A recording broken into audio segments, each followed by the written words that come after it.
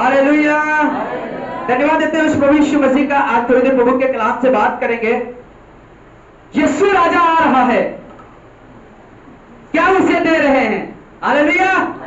यीशु राजा आ रहा है, आप क्या उसे दे रहे हैं? तैयार है देने के लिए? है कुछ आपके पास? है? हालेलुया। यीशु मसीह को यदि आज तक आपने ग्रहण नहीं किया है, यीशु मसीह को आज तक अपने जीवन में उसे लिया नहीं है, यीशु मसीह को उस तरीके से पाया नहीं है, यीशु मसीह को उस तरीके से ग्रहण नहीं किया है, पर यीशु मसीह जब यरूशलेम में प्रवेश करने लगा, जब यीशु मसीह यरूशलेम में गया, तो वहां के लोगों ने सबसे पहले स्वागत किया उसका। हालेलुया। उससे पहले गया, उससे पहले लोगों ने स्वागत नहीं किया, उससे पहले गया उसने उसका आदर नहीं किया गया, उसे इज्जत नहीं दी गई, उसे लोगों ने ग्रहण नहीं किया, उसे धक्के मारकर बाहर कर दिया, उसके साथ मार डालना चाहा। पर धन्यवाद देते हैं, आज यीशु मसीह राजा के रूप में आ रहा है। आज यीशु मसीह राजा के रूप में आ रहा है। आज वो राज्य करने आ रहा है आपके दिल में, आपके हृदय में, आपके परिवार में, आपके बच्चों में, आपके खानदान में, आपके बिजनेस पर वो राज्य करने के लिए आ रहा है। क्या आप उसे कुछ देना चाहेंगे? हालेलुया।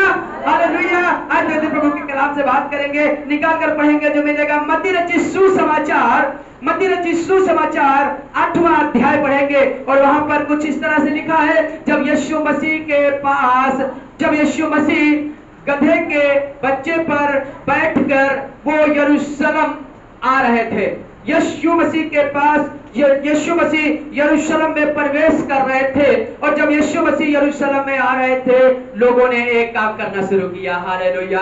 जब यीशु मसीह इस कलीसिया में आपके करीब खड़ा है, आपके पास खड़ा है, आपके नजदीक खड़ा है, आपसे आपकी विनती सुनने के लिए खड़ा है, आपके हाल चाल लेने के लिए खड़ा है, आपके बदल देने के लिए खड़ा है, आपकी चीजों को ठीक कर देने के लिए खड़ा है, तो मैं बताना चाहता हूं, आज यीशु मसीह चाह रहा है कि आपके करीब आ रहा है। और आपके करीब जब आया है, तो इन लोगों ने जब यरूशलेम में आया, तो यीशु मसीह के लिए इन लोगों ने एक काम करना शुरू किया। सुनिएगा क्या किया, सुनिएगा।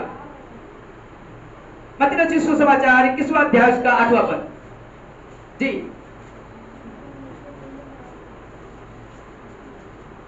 जिसको मिल जाए सुनिएगा। वहां उस नगर और बहुत सारे लोगों ने अपने कपड़े मार्ग में बिछाए। हालेलुया। हालेलुया। उनके पास स्वागत करने के लिए कुछ नहीं था, उनके पास कुछ ऐसी चीजें लिखा है, बहुत सारे लोगों ने। इसका मतलब कुछ लोग थे जो ठट्ठा बने खड़े थे, कुछ लोग जो थे उसका आदर नहीं करना चाहते थे, कुछ लोग थे तब भी उसे यीशु मसीह को ग्रहण नहीं करना चाहते थे। जब यीशु मसीह यरूशलेम में प्रवेश कर रहा, जब यीशु मसीह यरूशलेम में आ रहा है, जब यीशु मसीह यरूशलेम में प्रवेश कर रहा है, तब भी लोग बिल्कुल डटे हुए खड़े हैं, फिर भी नम्र नहीं होना चाह रहे, फिर भी बिल्कुल घमंड में खड़े हैं, फिर भी वो अपने रुतबे में खड़े हैं, अपने उसमें खड़े हैं। लेकिन बहुत से लोगों ने अपने कपड़े मार्ग में बिछाए। हालेलुया।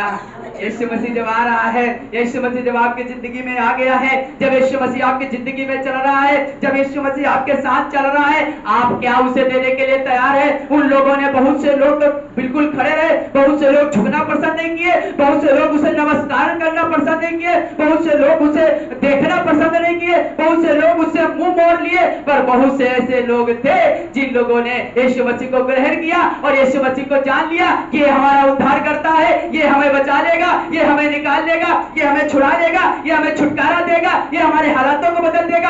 अब यरूशलेम में जब यीशु मसीह आया है, तो लोगों ने अपने कपड़े उतारना शुरू किया है। अपने लोग उनके पास ऐसा कुछ नहीं था कि कुछ दे सके, उनके पास ऐसा कोई बड़ा तोहफा नहीं था। पर बताना चाहता हूं, कपड़े उतारने का मतलब समझ रहे हैं? सब कुछ दे देना, अपनी इज्जत उतार के दे देना। हालेलुया। हालेलुया।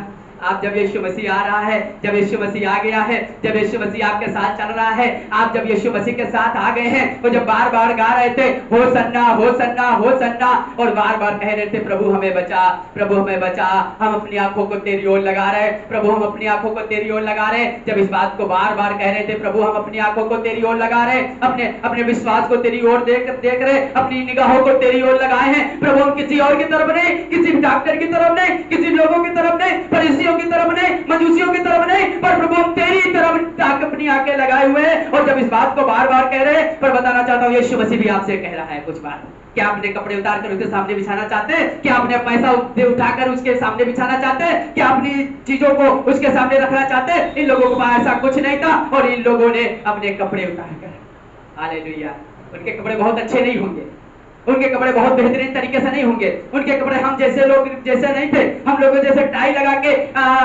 बढ़िया सब प्रेस करके कपड़े पहने हुए नहीं थे। शायद उनके कपड़े कुछ फटे हुए भी होंगे, कुछ कपड़े चिथड़े हुए भी होंगे, कुछ कपड़े उनके देखने के लायक भी नहीं होंगे, गंदे भी होंगे। पर जब यीशु मसीह आ गया तो उन लोगों ने ये नहीं देखा कि हमारे कपड़े कैसे हैं, हमारी कितनी वैल्यू है, हमारे कपड़ों की कितनी कीमत है, उन लोगों ने ये नहीं देखा। और उन लोगों ने, बहुत से लोगों ने अपने कपड़े रास्ते में बिछाना शुरू किया कि आज यीशु आ रहा है, आज यीशु आ रहा है, आज राजा आ रहा है, आज वो राजाओं का राजा आ रहा है, आज प्रभुओं का प्रभु आ रहा है। पर मैं बताना चाहता हूं कई बार यीशु मसीह आपके साथ चल रहा है, यीशु मसीह आपके साथ आ गया है, आपके घर में आ गया, पर हम बदलना नहीं चाह रहे, हम चीजों को देना नहीं चाह रहे। हम कह रहे प्रभु हमें खुद लेके चलेंगे, हम हाँ सब कुछ ठीक है, प्रार्थना करेंगे, सब कुछ करेंगे, पर हम बदलना नहीं चाह रहे। पर उन लोगों ने अपने कपड़े बिछा दिए।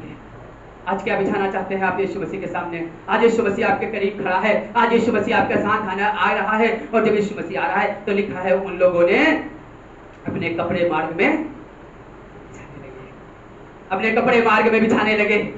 उन लोगों ने अपनी वैल्यू को नहीं देखा कि हमारे लोग, हमारे साथ वाले लोग क्या कहेंगे। जो लोग बिल्कुल ठंडा बने बैठे थे शायद कहते होंगे तुम कपड़े बिछा रहे हो, तुम्हारी कपड़ों की वैल्यू होगी, तुम्हारे कपड़ों की कीमत समझी जाएगी। पर यार कोई समझे न समझे, पर वो जो राजा आ रहा है वो एक नजर जैसा देखता है, वो पक्षपात नहीं करता है, वो हाई और लो को नहीं देखता, ऊंचे और नीचे को नहीं देखता, वो बिल्डिंग और झोपड़पट्टी वालों को नहीं देख, पर बराबर सबको देखता है। वो धर्मियों पर सूर उगाता है और अधर्मियों पर भी सूर उगाता है, वो धर्मियों के खेत में भी बारिश करता है और अधर्मियों के खेत में भी बारिश करता है, वो पापियों के बीच में भी रहता है, हालेलुया, वो अधर्मियों के बीच में भी रहता है। वो इसीलिए आया कि ताकि पापियों का पाप छुड़ाकर उन्हें धर्मी बना सके। क्या आप हम उसे देना चाहते हैं? आप अपनी पापों को क्या यीशु मसीह के सामने बिछाना चाहते हैं? हम बिछाएंगे नहीं। लिखा है जो अपने पापों को ढांप लेता है उसके काम बिगड़ जाते हैं, उसके उस तरक्की नहीं कर पाता है, वो नाश हो जाता है।